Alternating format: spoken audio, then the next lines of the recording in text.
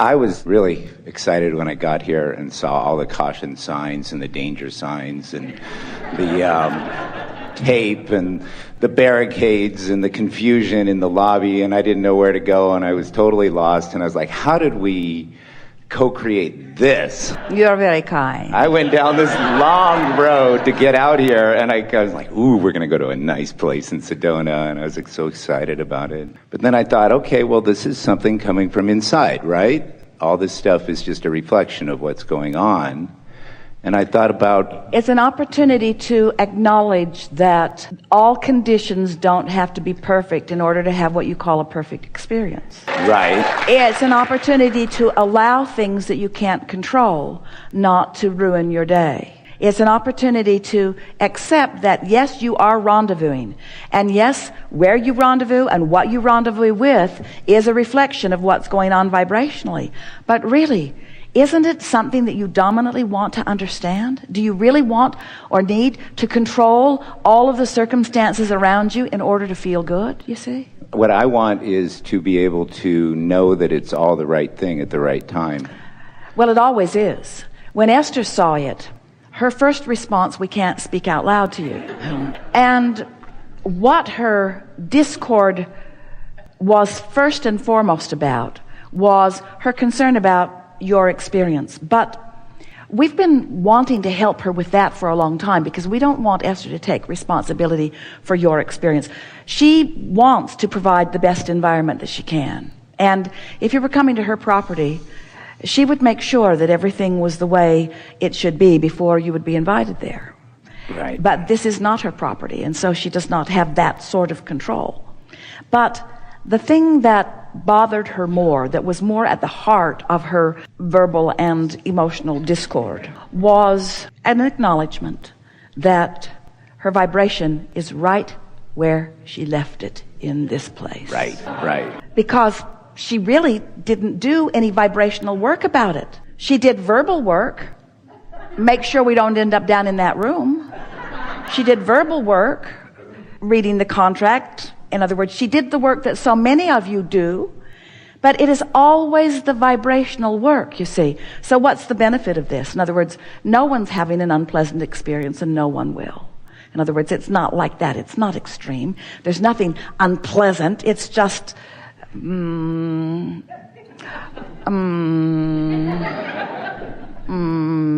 inconvenient. I don't know. For me, it was more the expression of the mystery of exploring, going into what our desires are and what it unfolds, and that it's not just obvious in a great Well, how many lobby. of you think that what deliberate creation is, and in light of the conversation that we've just had, your answer may be muted or it may have expanded or evolved just since you've been sitting in these chairs.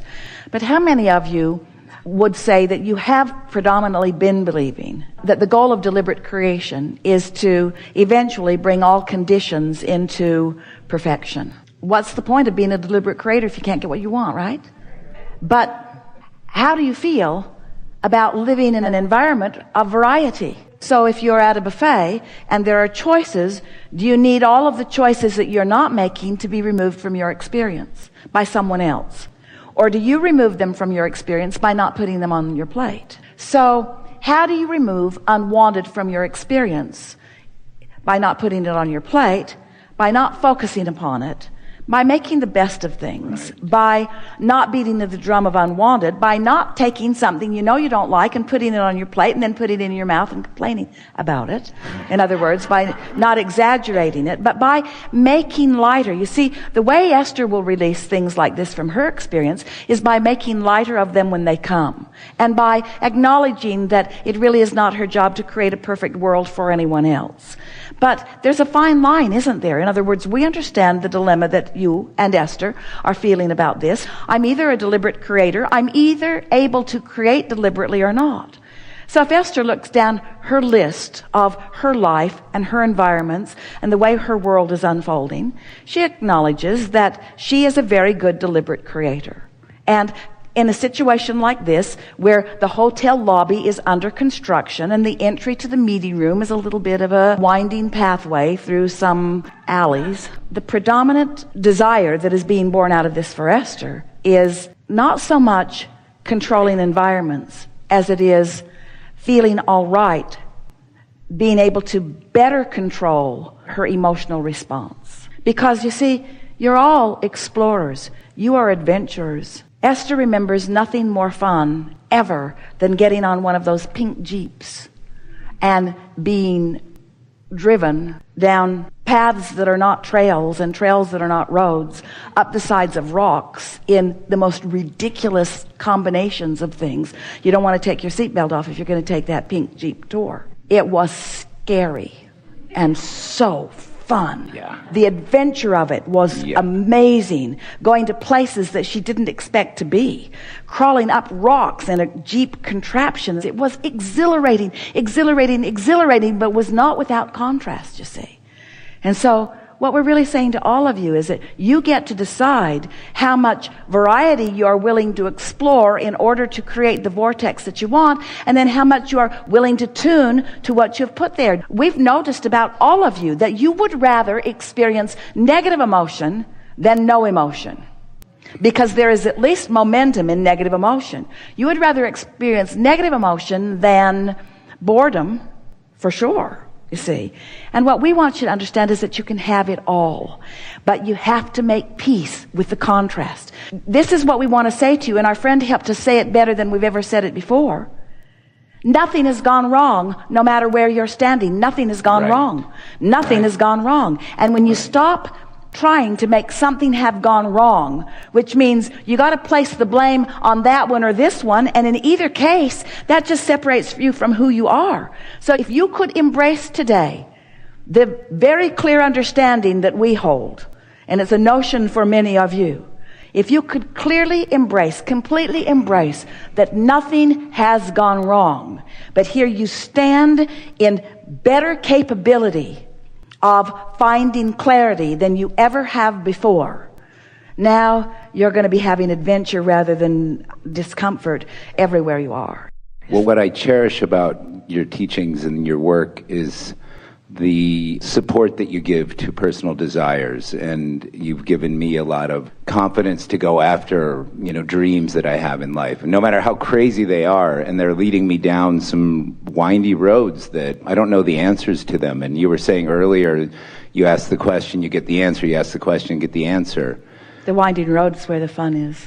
It really is. The winding road is where the adventure is. Yeah. The winding road is where you pick up more clarity along the way. The winding road assures your eternalness. So, quite appropriate. It was quite a winding road into this room, wasn't it? Yeah, very much. Yeah, and yet it's kind of like what I'm going through in life right now too, and trying. It's a metaphor for all of you. And seeing that who I am when I get to what I want, I better like that person, right? Who's going to be. But here's the thing. We love you so much. You're never going to get to where you think you're going. But you're going to be with you all the way along. And so that's why we say start liking that person right now. So nothing's gone wrong. You didn't make a mistake bringing your family over. Where do these desires come from? They are manifestations that come from, let's find new words for this. Where do the ideas come? Yeah. They are the manifestation that comes on the wings of your alignment. Comes on the wings of my alignment. And so when I'm in alignment, that's when I'm knowing what my next step is. Yeah, and then when you get practical, you kill your dream.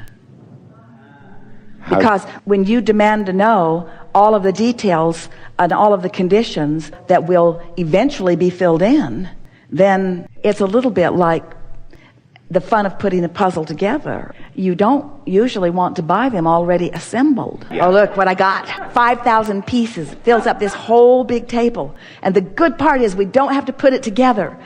Everyone come round, and everyone just kind of comes and says, now what should we do? Yeah. Now what we should do? And nobody said that was fun. Thank you so much for your work. Yeah. I really appreciate it. Yeah. We want to say to you something really significant. When you were thanking us for supporting you in your dreams. Yeah. They're our dreams too. Thank you. You see, we're really all in this together. Yeah. And so when an idea occurs to you, we're in on it too. Mm-hmm. but we never join you in the discordant part of it. No, you don't, do you? Leave me all alone over there. That's why it feels alone. We're not over there with you. If we'd go with you, you wouldn't feel alone. You'd feel on the path, you see. So it's your job to stay in that place of not beating up on yourself and not doubting and not fearing and not questioning the unknown, because the unknown is full of delicious, wonderful experience, you see. When you're writing through Esther, and Esther is staying out of the way and just letting you come through, how does Esther do that and not get involved? It's easy for her now because she understands the process. In other words, she just relaxes. Every time she stands at the podium in readiness, she always says, "It is my desire to speak clearly your words." And that's just her shorthand way of saying, I'm out of here and up to speed with that which you are, and ready to translate the vibrations that I'm receiving. So it's the same sort of thing. There's a more specific question. What is it?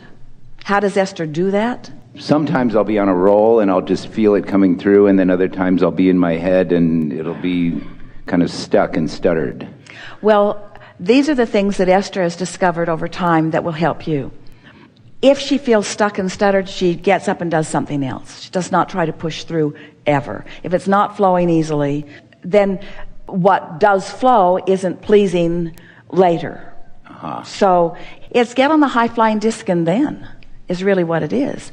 And it's important to acknowledge that that is the reason that we were explaining the step 1, step 2, step 3, step 4 part of this process, is because step 1, which is the asking, and step 3, which is the allowing, are 2 different steps. But those like Esther and those like you have discovered step 4 and feel it in relationship to this question. So for years, Esther knew that if something was bothering her, that was not the time to try to receive book material.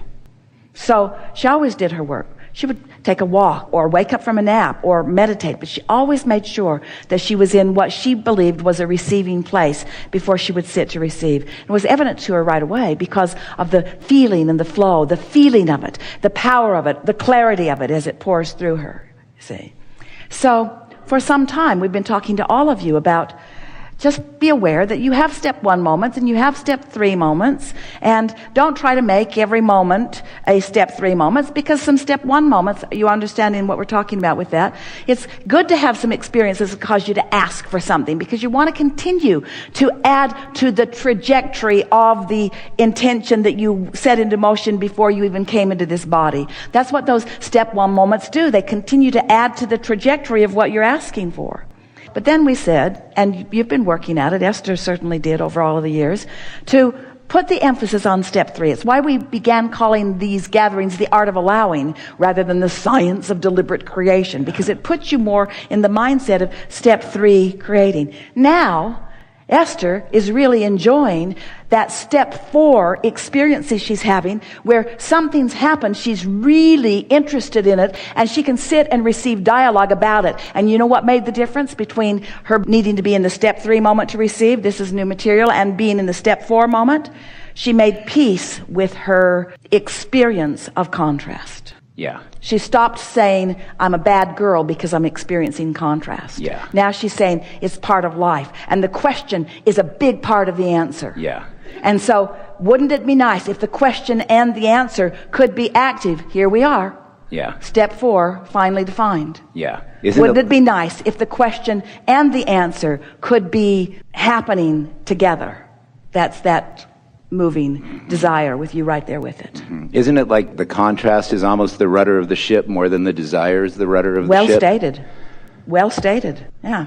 Yeah. Okay, I have one more question. Yeah. You like his questions, don't you? I mean, one of the other things I really love about your work is the idea that higher power, or whatever we call it, is expanding as we're expanding, and there's a symbiotic relationship we're all in this between together. this. Yeah. It's not source already perfect and waiting for you to figure it out.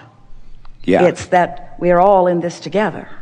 Yeah. So where are we at now? On our eternal path of joyous exploration, on our eternal path of joyous expansion. We're never going to get it done, and it's never going to stop being fun. Ever. Got it. Thank you. Really good. Really good.